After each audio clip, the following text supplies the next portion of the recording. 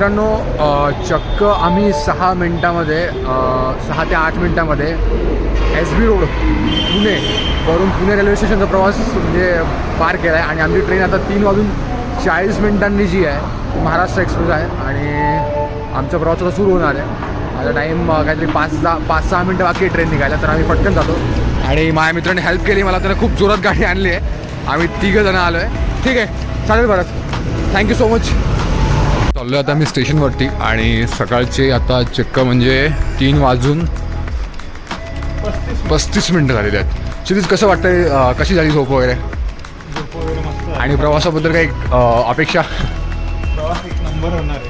अगोदर तर झोप होणार आहे. तर मित्रांनो आता लगेच आपण ट्रेनमध्ये बसूयात. आणि आपलं जे सीट आहे आता इथे पण तोच विषय आहे जो मागच्या जर्नीमध्ये आमचा होता. कारण की आमचा दोघांचा प्लॅन वेगवेगळ्या टायमाला झालेला आहे. त्यामुळे होईल काय, तर आमच्या दोघांचं सीट जे आहे ते भरपूर कोचेस सोडून दूर आहे. पण ॲडजस्ट करूयात आता, काहीतरी बघूया काय होतं. तर Maharashtra express is now ready for departure from platform number 3. Wish you all a very happy and comfortable journey. हे बघा मित्रांनो, ट्रेन निघाली आहे तर बसणं गरजेचं आहे. खाली दिसते. आणि आता आम्हाला जे ते क्षितिजच्या S9 कोचमध्ये जायचं आहे. आणि S9 कोच बऱ्यापैकी दूर आहे. आणि ट्रेन बघू शकता तुम्ही पुणे स्टेशनवरून निघली आहे. करेक्ट 3:40 टाईम झाला आहे. आणि करेक्ट टायमाला 3:40 जी आहे ती ट्रेन रवाना झाली आपल्या पुणे जंक्शनवरतून. आणि S9वर चला. तर S9 जे साईड लोवर आहे ना क्षितिजचं, तिकडे आपल्याला जायचं आहे. आणि मित्रांनो आता जे आहे मी ते S9 कोचमध्ये आहे. आणि क्षितिजचं सीट आहे ते पण S9मध्येच आहे. तो त्याचा साईड लोवर सीट असल्यामुळे सध्या मी त्याच्या सीटवर बसणार सध्या तरी. बघूयात आता. 71 मिळालं का सीट? 71. तर हाय आमचा इकडे साईड लोअर बर्थ क्षितिजचा. आणि पुणे स्टेशन ऑलमोस्ट पुणे स्टेशनच्या गाडी बाहेर पडलेली आहे. कारण की झोप बऱ्यापैकी झाली आहे माझी तरी. म्हणजे वाटणं होतं पण जी गाड झोप झाली ना 2-3-3.5 तास झोप झाली. पण छान झोप झाली. प्लॅन होता की 2:40 आम्ही तिथनं निघणार. पण आम्ही तिथं 2:22 निघलो आहे. सो खूप फास्ट झालं आहे. 6 ते 8 मिनटात आम्ही SB रोडपासून तर पुणे स्टेशनपर्यंत येणं इट्स लाईक नॉट जोक. पण 3:22 निघालो आहे. 3:22 ते 3 काहीतरी मला वाटते 38 इथे पोचलो ना. खाना काटतं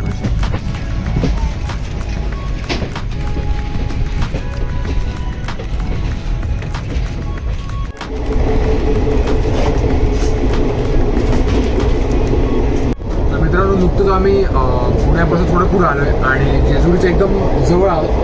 आणि आता आम्ही बाहेर बघत होतो तर थोडं घाट सेक्शन्स वगैरे लागले आहेत. कारण की या रूटवर जे आहे बऱ्यापैकी घाट सेक्शन आहेत. पण अंधार असल्या कारणाने मी तुम्हाला बाहेर दाखवू शकत नाही आहे. पण आता क्षितिजने बाहेर बघितलं आणि चांदण्या वगैरे दिसायच्या. म्हणजे अक्षरशः वॉलपेपरसारखं दिसतंय. पण माझ्या कॅमेरामध्ये जस्टिस होत नाही आहे. पण आता सूर्य जेव्हा उगवेल तेव्हा तर मग आपण दाखवूयाच.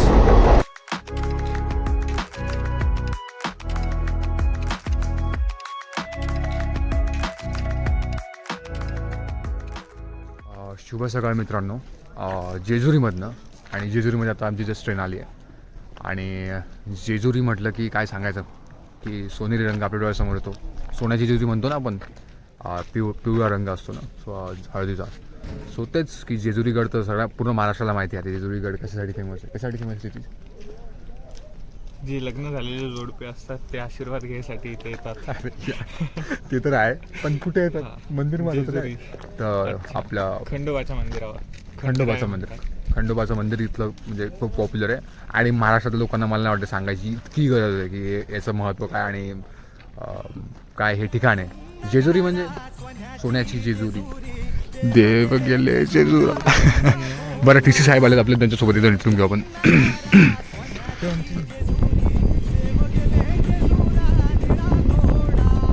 तर जेजुरीमधनं आपली ट्रेन रवाना झाली आहे.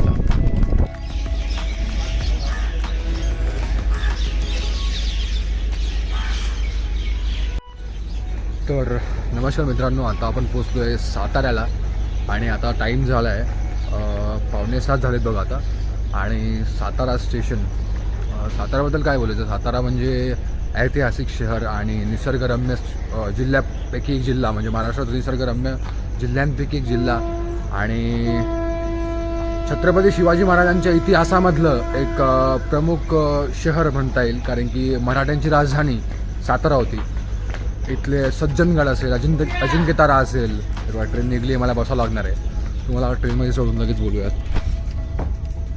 सज्जनगड असेल, अजिंक्यतारा असेल किंवा आणि जर हिल स्टेशनबद्दल बोलू आपण, जर थंड हवेच्या ठिकाणाबद्दल बोललो तर महाबळेश्वर असेल, पाचगणी असेल, असे भरपूर ठिकाणं म्हणजे निसर्गरम्य आणि ऐतिहासिक गोष्टींसाठी म्हणजे भन्नाट शहर आहे. आणि सातारा, सातारा. आणि आपण इकडून आपली सकाळची सुरुवात झालेली आहे साताऱ्यामधनं.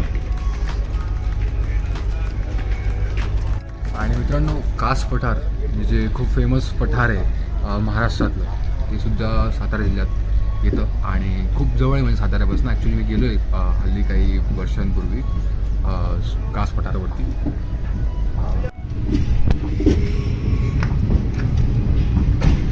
रेल्वेने पोस्टाने काहीतरी सामान आलं इकडे. कदाचित पुण्यावरून आलं असावं. आणि मित्रांनो, थंडी सध्या ना असं थंडगार वातावरण झालं आहे. असं म्हणजे खूप पोचणारी थंडी नाही आहे, पण एक हलकीशी थंडी आहे, थंड वातावरण आहे.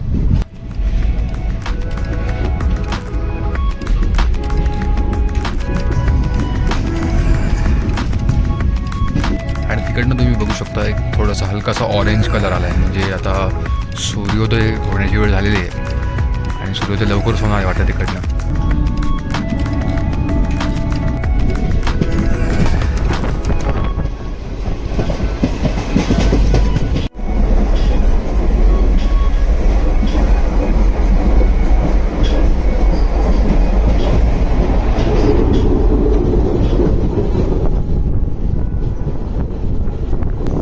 सूर्योदय झालेला आहे.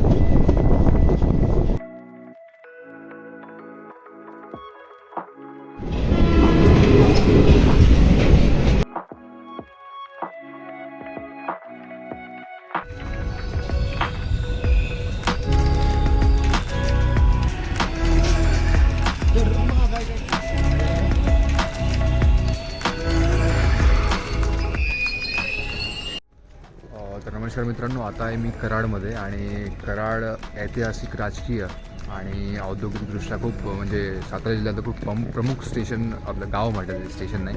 आणि स्टेशन हे तसं महत्त्वाचं आहेच की.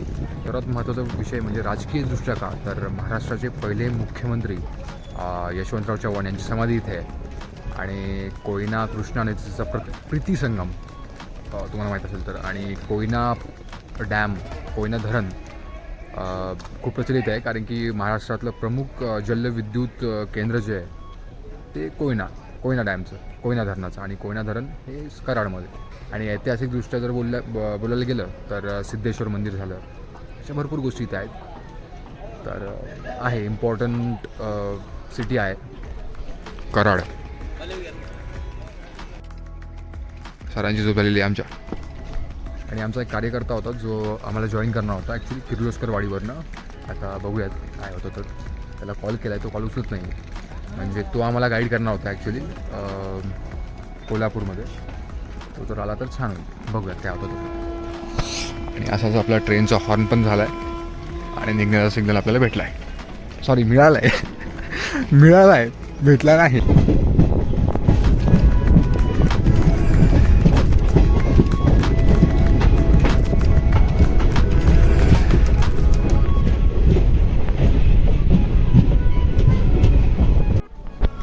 तर मित्रांनो, आता आपण पोचलो आहे किर्लोस्करवाडीमध्ये. आणि किर्लोस्करवाडी म्हणजे कुंडल नावाचं जे गाव आहे, ॲक्च्युली माझ्या मित्राचं गाव आहे कुंडल. आणि कुंडल गावाच्या साईडलाच एक टाउनशिप आहे. म्हणजे मला वाटतं महाराष्ट्रातल्या किंवा मी म्हणेल भारतातली आहे का महाराष्ट्रातली मला एक्झॅक्टली आठवत नाही आहे, पण पहिली टाउनशिप आहे, इंडस्ट्रीयल टाउनशिप आहे. हल्ली इंडस्ट्रीयल टाउनशिप खूप होत आहेत. पण आणि किर्लोस्कर म्हणजे तुम्ही किर्लोस्कर पंप्स वगैरे ऐकले असणार. आणि आता बघा इकडं मागे दिसतंय मला की इंडस्ट्रीयल भाग दिसतोय, म्हणजे फॅक्टरीज वगैरे दिसत आहे. याचा अर्थ इकडे फॅक्टरीज वगैरे आणि MIDC जे आहे महाराष्ट्र इंडस्ट्रियल डेव्हलपमेंट कॉर्पोरेशन जे आहे यांचा मोठा भाग जो आहे तो या एरियामध्ये आहे. हां, आणि सर्वात महत्त्वाचं म्हणजे की किर्लोस्कर लक्ष्मणराव किर्लोस्कर जे होते त्यांनी 1910मध्ये जी इंडस्ट्री चालू केली, नंतर त्याला भरपूर म्हणजे प्रतिसाद मिळाला आणि नंतर किर्लोस्कर पंप हे खूप पॉप्युलर आणि खूप फेमस आहे, खूप प्रसिद्ध आहे. तुम्हाला माहीतच असेल. आणि आता ट्रेनचं हॉर्न वाजले ना, आम्हाला जावं लागेल, नाही ट्रेन समोर चाललं जाईल.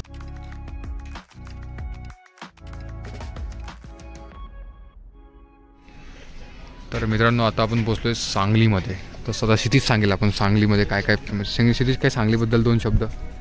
सांगली हा एक असा जिल्हा आहे की बरं, जिल्हा आहे ते आम्हाला पण माहिती आहे. हा, जो शिक्षण आणि व्यापारासाठी प्रसिद्ध आहे. जसं की हां, बरोबर आहे. आणि शेतीमध्ये बोलायला गेलं तर ऊस उत्पादन इथं भरपूर प्रमाणात, साताऱ्यात पण होतंच की. इकडे सगळीकडे ऊस उत्पादन आणि जास्त होतं. मत्स्यशेती जी असते म्हणजे फिशरिंग ती भरपूर प्रमाणात होते इकडे. आणि बाकी माहिती तर तुम्ही द्या. तुम्ही जर सांगलीमधून हा व्हिडिओ बघत असाल तर तुम्ही सांगा. आणि सांगलीमध्ये कोणत्या प्लेसेसला व्हिजिट करायचं हां, तेही तेही सांगा. म्हणजे आम्ही जर नेक्स्ट टाईम सांगलीत कधी आलो तर काय खावं, काय करावं, म्हणजे सिटी एक्सप्लोर कशी करावी ते आम्हाला सांगा. हां, सांगली. सांगू पण नाही देतो. आणि मित्रांनो, याच आता आपण सांगली स्टेशनवरून निघतो आहे. आणि ही जी ट्रेन आहे ना, ही ट्रेन खूप छोटे छोटे स्टॉप पण घेते. ते म्हणजे खूप छोटे छोटे स्टॉप जे होते ते मी कवर नाही केलेत. जे मला असं वाटलं की हां, ज्याची इन्फॉर्मेशन मी द्यावी ते मी त्यांच्याबद्दल मी इन्फॉर्मेशन तुम्हाला दिली आहे. आणि आता सांगली स्टेशन, सांगली आणि मिरज, आता लगेच मिरज येईल. सांगली आणि मिरज एकच आहे ना, त्यामुळे मग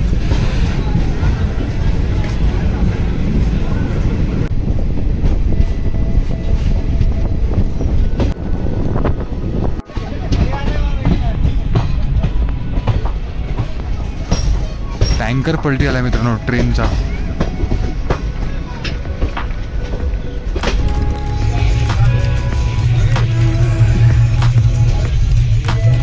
महाराष्ट्र आणि कर्नाटकला जोडणारं प्रमुख स्टेशन.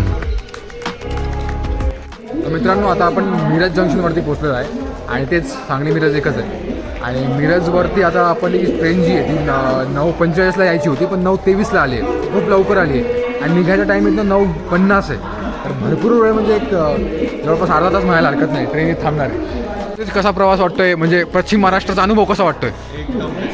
एकदम मस्त. एकदम मस्त. म्हणजे काय काय मस्त वाटते? एकदम मस्त काय? नेहमीच एकदम मस्त. पण काय हवा इकडची वेगळी आहे. हवा इकडची वेगळी आहे, थंड हवा आहे. एकदम थंड हवा आहे. बोचणारी हवा नाही. बोचणारी हवा नाही आहे. हां, बोचणारी हवा असते. आमच्या इकडे म्हणजे थंडी असेल थोडं जास्त तीक्ष्ण लागते. असो, आता भरपूर आमचा म्हणजे लॉंग स्टॉप आहे इथं इकडे. आणि बघू पुढं काय होतं.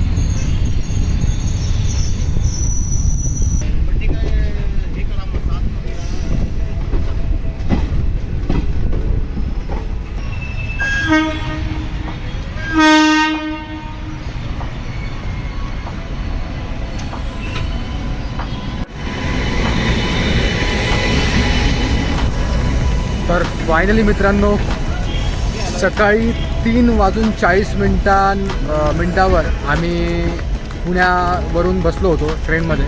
आणि आता जवळपास करेक्ट 11 वाजता आहे. जवळपास काय करेक्ट 11 वाजता वाजले. सो करेक्ट 11 वाजता आपण पोचलो आहे कोल्हापूर टर्मिनल्सवरती. आणि बघूयात आता कोल्हापूरबद्दल तुम्हाला थोडीशी माहिती देऊया. थोडं आम्ही फ्रेश होतो आणि लगेच तुम्हाला भेटतो.